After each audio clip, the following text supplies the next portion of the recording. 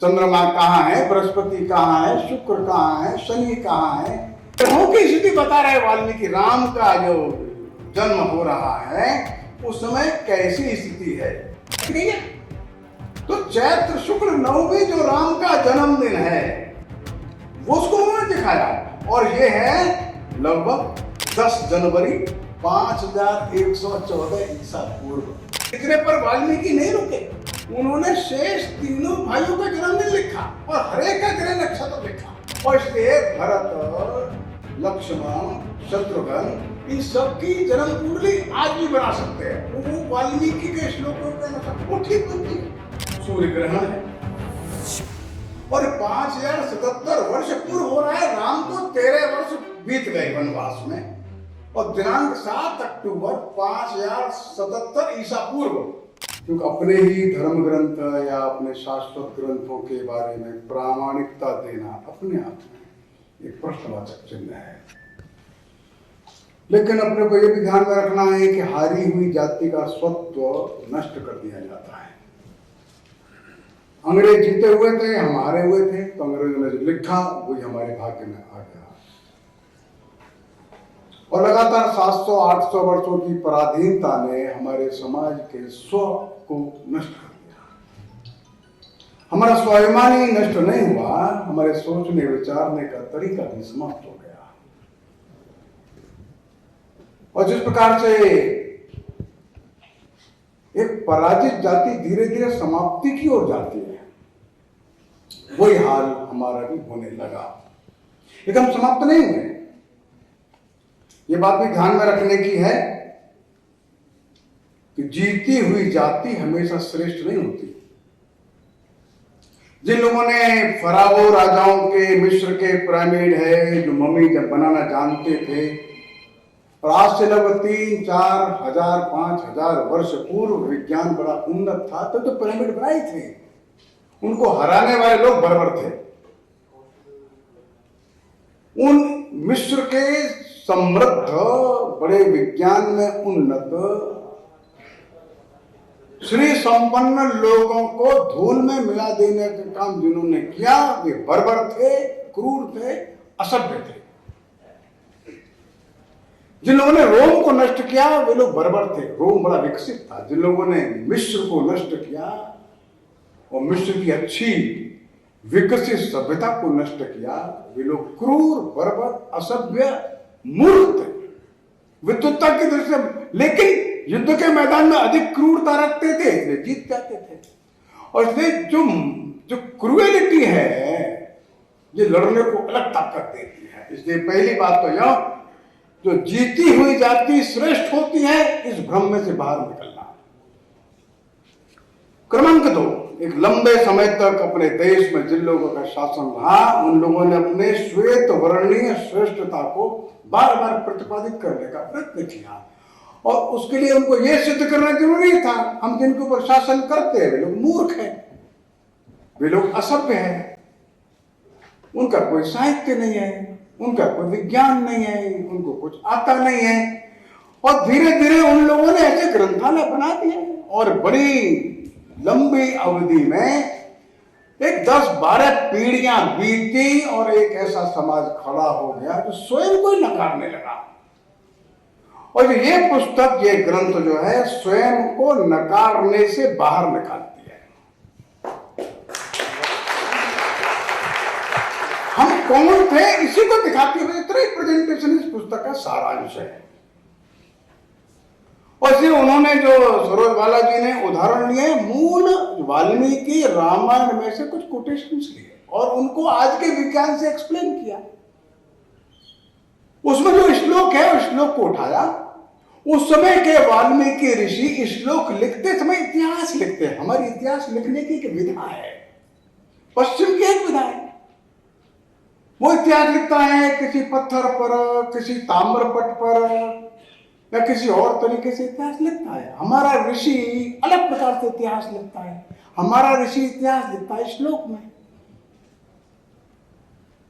और श्लोक में उस इतिहास की तिथि लिखता है, और तिथि लिखता है नक्षत्रों की गति को देखकर। जिस दिन ये घटना हो रही है नक्षत्र कहां है, चंद्रमा कहाँ है, बृहस्पति कहाँ है, शुक्र कहाँ है, शनि कहाँ है, पृथ्वी की स्थिति सूर्य की तुलना में कैसी है, ये ग्रह अपने अपनी कौन सी दशा में है, वो दशा फिर नहीं आती। वो दशा दसियों हजार वर्ष बाद भी रिपीट नहीं होती। और जिस ऋषि ने वो दशा लिख दी वो इतिहास हो गया। जानकार जान जाएगा, अज्ञानी मूर्खता में यही कहेगा ये बेकार है। और इसलिए अंग्रेजों ने सबसे पहले ये कहा कि ये जितने भी ग्रंथ हैं ये मूर्खताओं के ग्रंथ हैं, इसमें मूर्खता के अलावा कुछ नहीं। और अपने भी विद्वज्जनों को तथाकथित उन लोगों को ध्यान में आ गया, हाँ सच बात है। और इसलिए अपने ही ग्रंथों को नकारना, अपनी भाषा को नकारना, अपने साहित्य को नकारना, इसलिए ये बात आई। इसलिए सरोज बालाजी ने रामायण के उन श्लोकों को उठाया जिनको वाल्मीकि जी लिख रहे हैं, और ग्रह की नक्षत्र की स्थिति कैसी है।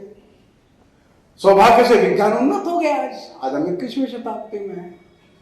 और सॉफ्टवेयर डालिए, और सॉफ्टवेयर डालने से वो बताता है 5 वर्ष पूर्व क्या था, 10 वर्ष पूर्व। हमारे भी मोबाइल में पंचांग हिंदू कैलेंडर है, उस हिंदू कैलेंडर में हम 20 साल पीछे, 40 साल पीछे, 50 साल पीछे जाते हैं। किसी की भी अगर डेट ऑफ बर्थ मिल जाता है, वो बताता है मेरा डेट ऑफ बर्थ 18 जनवरी 1942 है, तो कट 1 सेकंड में वो बालक निकाल देता। अच्छा आपका जन्म जो भाई साहब वो चैत्र शुक्ल फलाने फलाने को हुआ था, संवत ये था, ये राशि ये थी, नक्षत्रों की स्थिति ये थी। सॉफ्टवेयर अच्छा आ गया है। हमारा ज्योतिषी भी निकालता है, वो धीरे धीरे गणना करके निकालता है।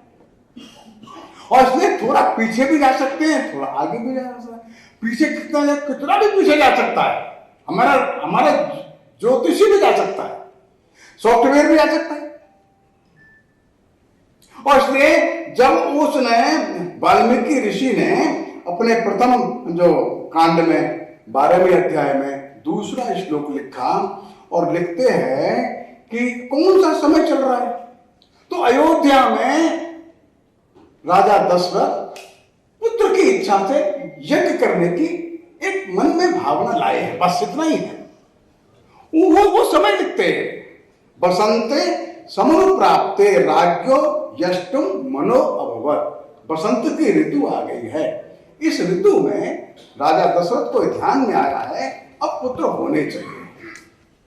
उसको ने सॉफ्टवेयर में डाला क्या से ईसा से एक 5000-6000 वर्ष पूर्व बसंत की ऋतु कब आई, कैसी आई।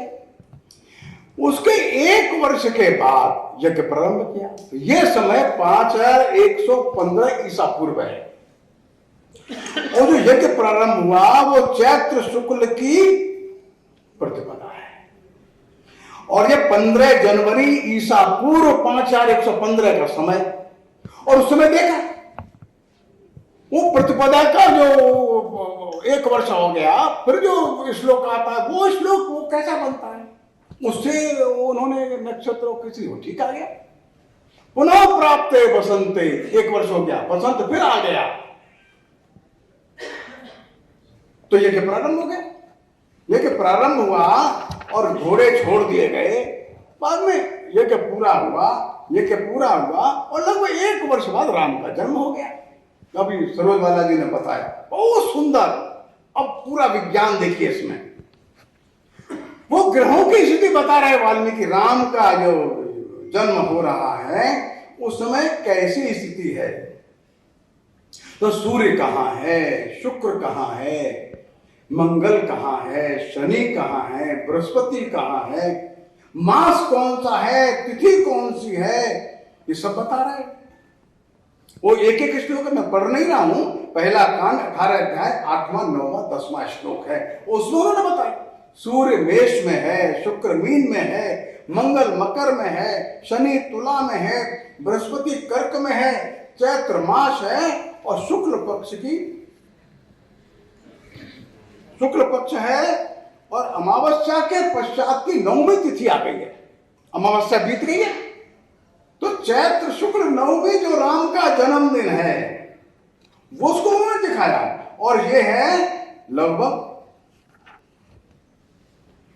10 जनवरी 5114 ईसा पूर्व। दूसरा यही दिखाया है, आपने भी यही दिखाया है, उसमें दिखाया। अब देखिए 55 नंबर पृष्ठ पर आपने दिखाया। अब जब 5 जो ग्रह हैं, ये 5 ग्रह अपने अपने उच्च स्थान पर विराजमान है। अब ये इतना इतना स्पष्ट लिखा है वाल्मीकि ने, 5 ग्रह अपने अपने उच्च स्थान पर है, तो विवरण डाल दीजिए। कितने साल पीछे जाएंगे तो ध्यान में आता है 5114 वर्ष पूर्व, और वो दिन चैत्र शुक्ल की नवमी निकलेगी। ये विज्ञान नहीं है। ईसा से 5114 वर्ष पूर्व, इतने पर वाल्मीकि नहीं रुके। उन्होंने शेष तीनों भाइयों का जन्मदिन लिखा और हरेक का ग्रह नक्षत्र लिखा, और इसलिए भरत, लक्ष्मण, शत्रुघ्न, इन सबकी जन्म कुंडली आज भी बना सकते हैं। वो वाल्मीकि के श्लोकों के अनुसार वो ठीक बनती है। ये महत्वपूर्ण है, और एक एक घटना वे वाल्मीकि लिख रहे हैं।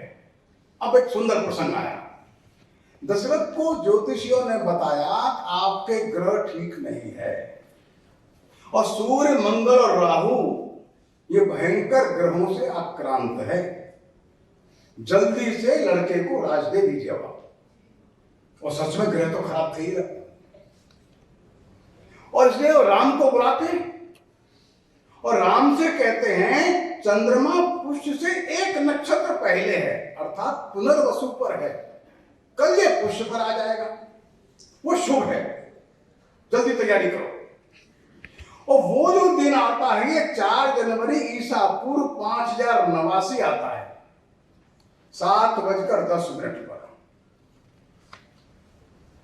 वो जन्म कुंडली बन जाती है उस समय की, उसके हिसाब से, वाल्मीकि के हिसाब से। ऐसा करके एक एक घटना का वर्णन इसमें रामायण में है। वो ग्रह नक्षत्र बताते हैं ये घटना हो रही है, नक्षत्र की स्थिति कैसी है। जो खरदूषण का युद्ध हो रहा है इसमें सूर्य ग्रहण है, और 5077 वर्ष पूर्व हो रहा है। राम को 13 वर्ष बीत गए वनवास में, और दिनांक 7 अक्टूबर 5077 ईसा पूर्व, उस दिन वो डालते हैं सॉफ्टवेयर में, उस दिन हाँ ठीक है सूर्य ग्रहण निकल आता है। एक एक घटना, वो घटनाओं का वर्णन मैं नहीं करता, सरोज बालाजी ने इसमें लिखा है। बीच में शीत युग चलता है, शीत युग जब समाप्त हो जाता है, हर 11,000 वर्ष बाद शीत युग आता है। एकदम पृथ्वी ठंडी होने लगती है, एकदम बड़े बड़े पहाड़ों पर भयंकर बर्फ जम जाती है, सारी पृथ्वी का तापमान धीरे धीरे धीरे धीरे गिरता जाता है, सारा जल जो है वो बर्फ में बदलने लगता है, और जब समुद्र का लेवल घटता जाता है, कब पृथ्वी धरती के ऊपर बर्फ बड़ी मात्रा में जम जाती है, सारे पहाड़ बर्फ से ढक जाते हैं, और 1,000 फुट मोटी, 2-2 हजार मीटर मोटी परत जम जाती है बर्फ की। और आज से 11,000 वर्ष पूर्व, जैसा सरोज जी ने बताया, 12,000 वर्ष पूर्व, उस समय समुद्र का तल लगभग 9-10 फीट नीचे था, 2.8 मीटर नीचे था।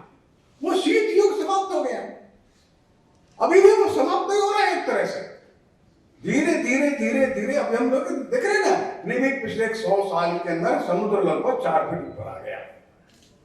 जब 100 साल में 4 फुट आ जाता है तो 1000 वर्ष में कितना आएगा, 10,000 वर्ष में कितना, हम कल्पना कर सकते हैं। इसलिए द्वारका डूब गई, और इसीलिए जो राम सेतु है ये डूबा हुआ दिखता है, ये 9-10 फीट पीछे दिखता है। अगर हम 10,000 वर्ष पीछे जाते हैं तो समुद्र के तल को 9 फीट नीचे ले जाते हैं, तो राम सेतु ठीक हो जाएगा।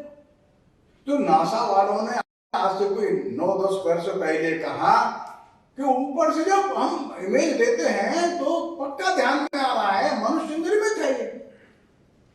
और इस तरह से रामायण में आने वाली ऐसी 85 घटनाएं हैं जिनके नक्षत्रों का वर्णन वाल्मीकि जी ने किया है। ये इतिहास के लेखन की विधा है। तिथि लिखना, कौन सी तिथि, नहीं ये तिथि तो कब तक चलेगी, बड़ा मुश्किल काम है। नक्षत्र क्या थे, कौन नक्षत्र कहां है, कौन ग्रह कहां है, ये स्थायी है तिथि। आप थोड़ा पीछे हटोगे तो मालूम पड़ जाएगा कितने वर्ष आगे। और ये भारतीय इतिहास लेखन की दो विधाएं हैं। क्रमांक एक, तिथियों को लिखने के लिए नक्षत्रों की गति, उनकी स्थिति, उसका उपयोग करना। और क्रमांक दो, मनुष्य के साम्राज्यों का वर्णन नहीं करना, मनुष्य के अच्छे कार्यों का वर्णन करना। उसको इतिहास अपने आप स्थान मिला। राम ने कौन से अच्छे काम किए, भरत ने कौन से अच्छे काम किए, या महाभारत काल में युधिष्ठिर ने क्या किया, भीष्म ने क्या, राज्य का विस्तार कितना किया, सेना कितनी बड़ी, कितना हमने जीत लिया प्रदेश, ये बहुत छोटी बात है। और ये अपने इतिहास की एक विधा है, इतिहास का एक उद्देश्य है। और ये सरोजबाला जी ने एक और वर्तमान टेक्नोलॉजी का पूरा उपयोग किया, पूरा अपने ग्रंथों का अध्ययन करके उसको आज के सॉफ्टवेयर में डाला, तो लोगों को ध्यान में आया, हाँ हमारी बात ठीक है। अपनी बात ठीक को भी सिद्ध करने के लिए प्रमाण की आवश्यकता है। क्यों? हम हारी हुई जाति थे और जीते हुए लोगों ने हमारे ग्रंथालय भर दिए झूठे साहित्य से। और इसलिए एक और यह हमारी पुस्तक लोगों के स्वाभिमान को जागृत करने वाली, अपने स्वत्व की अनुभूति देने वाली है। दूसरे तीसरे चौथे पक्ष जो सरोजबाला जी ने लिए हैं, मैं उसको विस्तार में नहीं लूंगा। उन्होंने पेलियोबॉटनी का उपयोग किया, जाकर के खुदाई में निकले पाषाणों का अध्ययन किया, उस समय की धातु क्या थी उनका अध्ययन किया, वो नगर कस्बे गांव पहाड़ नदी कौन सी थी जहां पर राम जी यात्रा में गए हैं उसका अध्ययन किया, उस समय के फल फूल वनस्पति का रामायण में वर्णन है उनका अध्ययन किया, और सबको सिंक्रोनाइज किया, सबको व्यवस्थित किया कि 7000 साल पहले जो फल बोल रहे हैं फल कहाँ है, वृक्ष बोल रहे हैं वृक्ष कहाँ है, फूल है तो फूल कहाँ है, आभूषण तो आभूषण कहाँ है, वो धातु तो धातु कहाँ है, वो गुफा तो गुफा कहाँ है, वो पर्वत कहाँ है, वो नदी कहाँ है, इसे पार किया।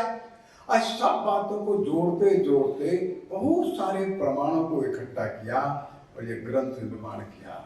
और इसलिए हर दृष्टि से हम उनको शुभकामना देते हैं और आप सभी से हम प्रार्थना भी करते हैं, इसको अध्ययन भी करें और अपने साहित्य, अपने ऋषि, अपनी मेधा, अपनी प्रज्ञा, अपना स्वत्व, अपने महापुरुषों का उसके ऊपर गर्व करें। नमस्कार।